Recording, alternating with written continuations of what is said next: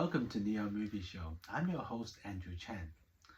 I'm also a member of the Film Critic Circle of Australia and also host a number of movie nights in private clubs across Hong Kong. Today's movie we're going to talk about is another Australian movie. It's one of my favorite of the year. It's going to be Dangerous Animals. Let's head straight to the review of the movie. The sea has always been a mirror of our deepest fears. Vast, unknowable, and teeming with ancient predators.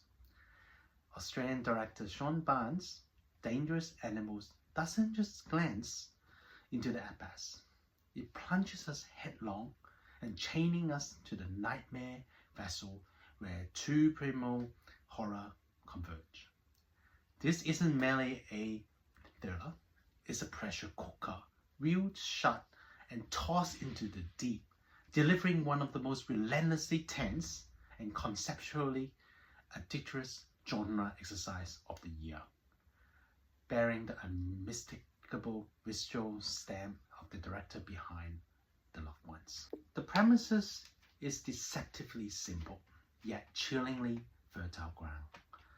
Hassie Harrison, a radiating sun-bleached resilience, a soul-seeking freedom in the Australian waves, meets the love of her life in Moses, played by Josh Houston, finds that dreams being shattered by Tucker, outstandingly played by Courtney in a chilling charisma display. Tucker is an apostle of the apex predator, a man whose psychosis manifests in the pervasive communion across the great whites that circle across his ship. His victims aren't just killed, they're offered. The circling sharks becomes his jewelry, and his executioners, in that fact, these unholy instruments of a ritual born from a twisted worship of nature's most efficient killers. What really elevates Dangerous Animals beyond its high concept hook is the terrifying way Courtney, that combines with Houston and also Harrison, brings to this ocean hellscape, orchestrated by director Byrne's knack of pushing the performance to raw and desperate places. Courtney's Tucker is a revelation. He sheds any action hero looks that he used to have to embody a man who is almost unrecognizable, calm, almost logical devotion to his monstrous creed that feels terrifying lived in, a chilling echo of the polite sadism that director Byrne wants to explore so effectively in The Loved Ones. Opposite him, Harrison is a force of nature. Her character isn't just about fighting for survival. She is fighting for the very soul against the encroaching, watery madness, embodying the fierce, battered resilience. Director Byrne often draws from this central protagonist, using her performance in a masterclass way where she can really convey the sheer, desperate willpower, every flinch, every calculated glance, every surge of adrenaline filled defiance feels raw and real. This is one of her best performances in her career. Byrne understands the true horror resides in the space between the attacks, but also the grotesque beauty of the grotesque itself.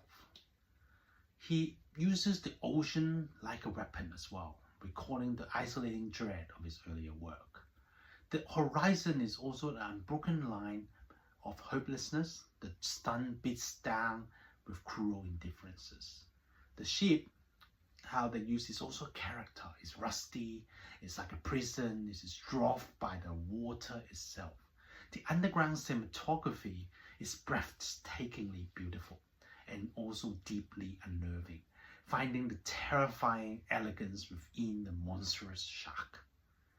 We don't just see the shark as menacing silhouettes that a lot of horror movie does nowadays, but we see them in a terrifying and gracefully with reality, ancient, powerful, utterly devoid of, literally cold-blooded.